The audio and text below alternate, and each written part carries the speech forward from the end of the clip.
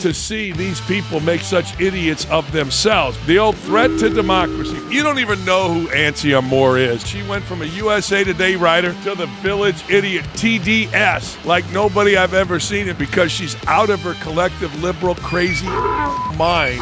It's a truly historic moment for our country. Interesting day yesterday. You know I share my life with you. I got to go have surgery on my pee-pee or in and around my pee-pee. Oh, boy.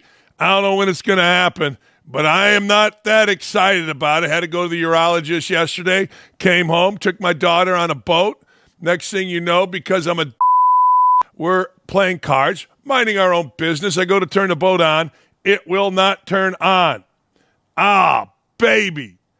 But I got to tell you, it is stupid of me to take the prop out of the water with the boat on it. Some guy was actually trying to tell me, but I wasn't having it because I'm too smart. Yeah, that's right. Look at this face. It's too smart. Welcome to Don't At Me. Nancy Armour, you know her, I guess. Nobody ever did. For like 100 years, this old hag was a writer for the USA Today, and now she's got Trump derangement syndrome. Yes, TDS, like nobody I've ever seen. In fact, she's written so many articles that now on her X account it is, quote, protected.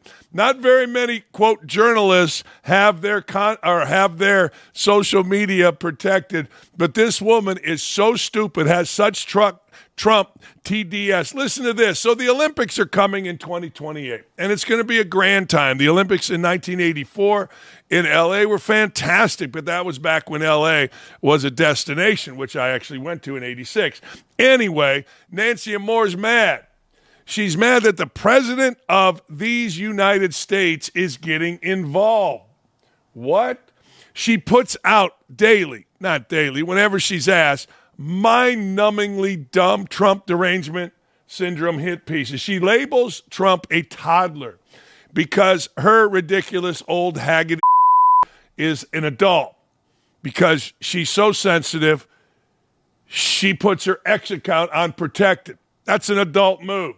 Anyway, so she writes a hit piece called Olympic Organizers Willing to Treat Trump Like a Toddler to Protect 2028 LA Games. She goes on to claim that his involvement with the 2028 Olympics represents a threat to democracy. Really? Really? It's a threat to, everything's a threat to democracy. Wait, I thought everybody that voted for him was a Nazi or a fascist. I thought it was all racism.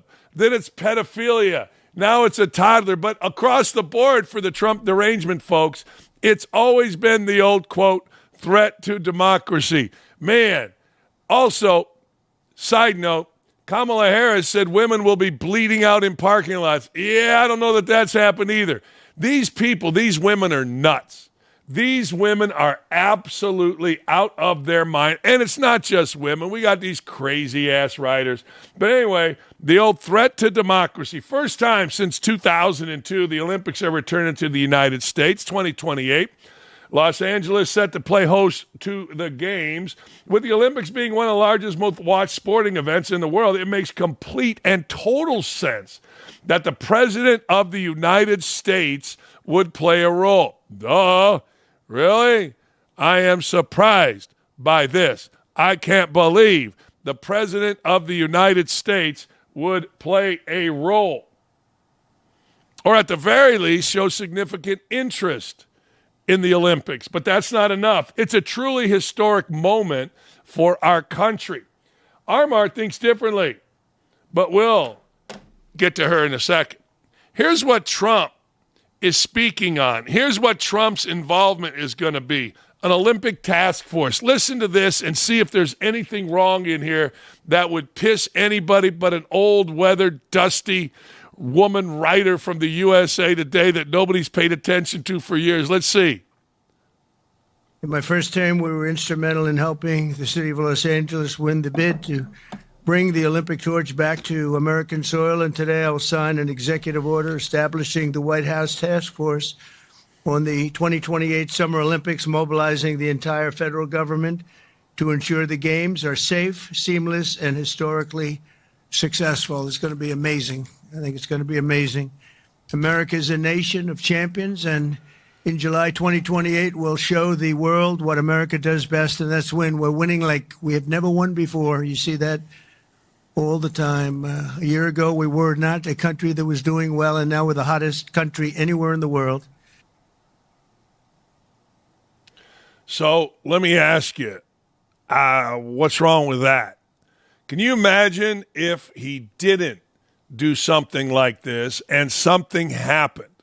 Can you imagine the TDS at Armour, Fritzy Schumer, or whatever his name is, Nancy Pelosi, and all the hags making millions of dollars on our dime, how much they'd be bitching? A task force to ensure the safety of the Olympics. Oh, my God. How could he do that? Here's Trump talking about receiving official medals from the '84 Olympics. As you know, 1984 hosted the Olympics in Los Angeles, right. And someone we admire, President Reagan, both of us, presided over those, and you will preside over our games. So we have for you a full set of the '84 original medals. Wow.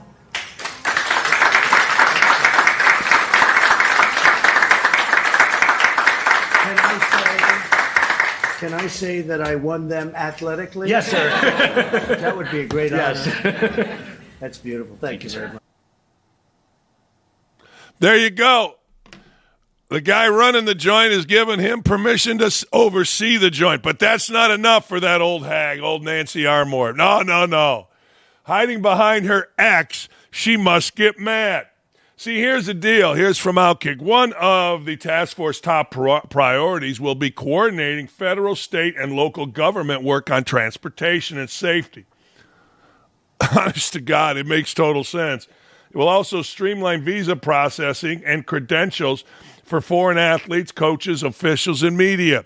Just like President Reagan, as the official of the Olympics said, presided over the '84 Olympics.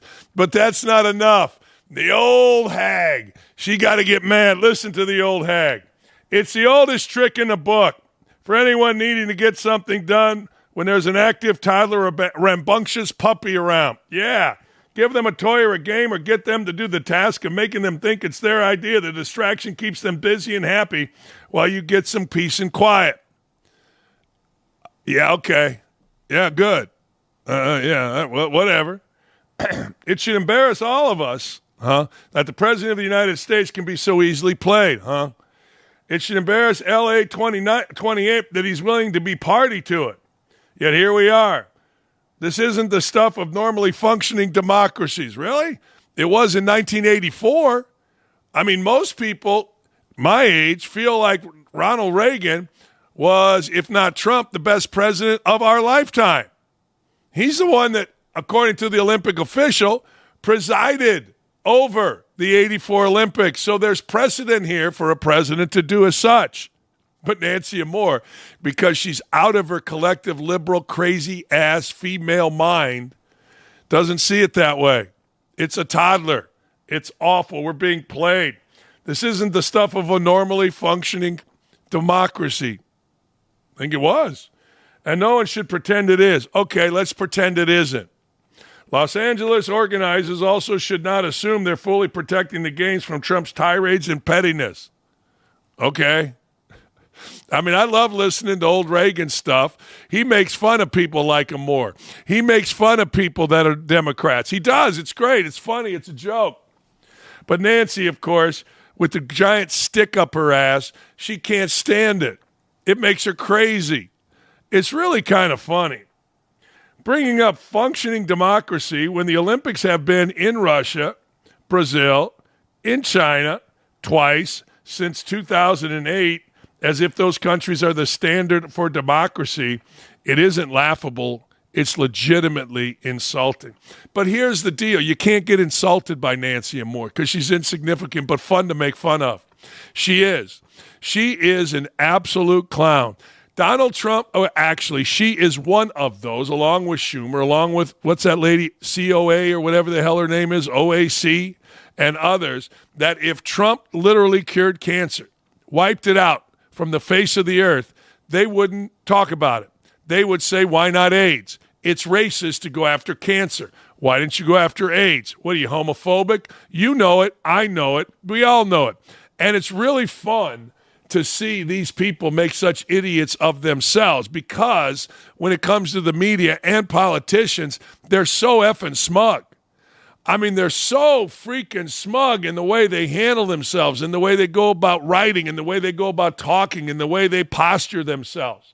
They're so smug that despite the fact that Ronald Reagan, let's use him because that's what that Olympic official said, they're so smug in there, this is not how functioning democracies work, that they forget that even in 1984, it's exactly how functioning democracies work. It's exactly how it worked in 2002. But she's mad.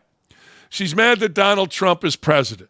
She's mad at everything Donald Trump does. But she's not alone. This isn't really about Nancy Armour. This is about the entire cast of characters lining up that hate our country. You don't root against the president. You treat the president fairly. Do you criticize him? Of course you do. But you don't go out of your way to show how dumb you are. No, that's true. How dumb you are. Not how bad the president is. Any reasonable person would look at this and go, wait a second.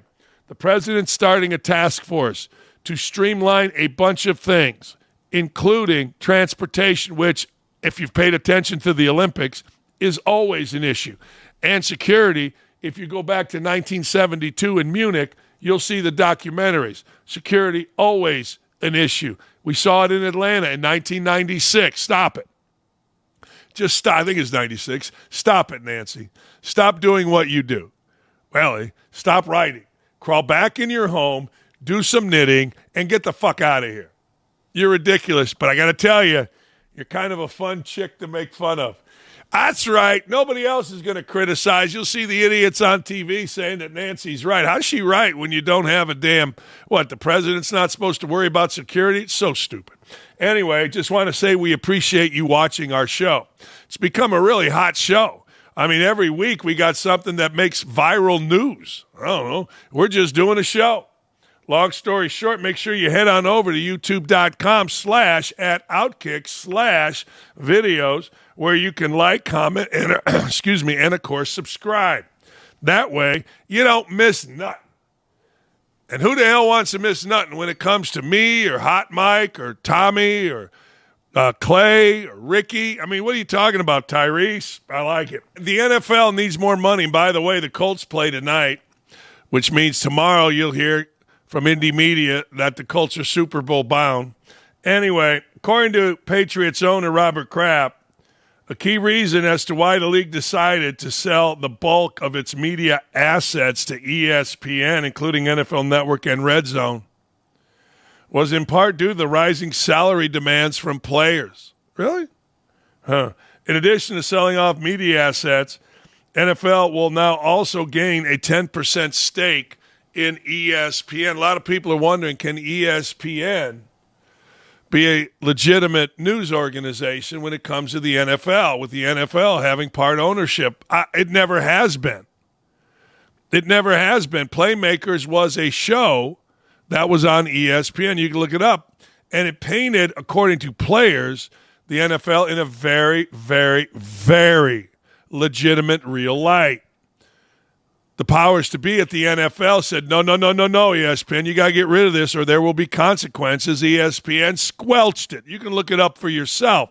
So the idea that ESPN will now not be in bed, or actually will be in bed more with the NFL, is legit. But don't think for a second ESPN, outside of Pat McAfee, hasn't always been in bed with the NFL. Go back to it. I'm telling you, Playmakers was a good show.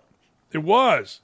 I think we've hooked up this Robert Kraft with the best partners we can have, and it will help expose us to more homes, more of the international audience. Strategically, we have to grow our salary cap, and can only do that by, if we want to keep labor peace, we have to grow our audience. This transaction helps us do that. Here's a list of what's going on here with the NFL. Here's the revenue streams. Media rights, listen to this, $110 billion over 11 years. Sponsorship and partners, these are all with a B, $2 billion. Ticket sales, obviously. Game day revenue, obviously. Merchandising, licensed team apparel, big-time deal. Gambling and sports betting partners, even though if a player sits in his locker on his phone and bets a Duke, North Carolina basketball game, they get suspended for a year. That's asinine.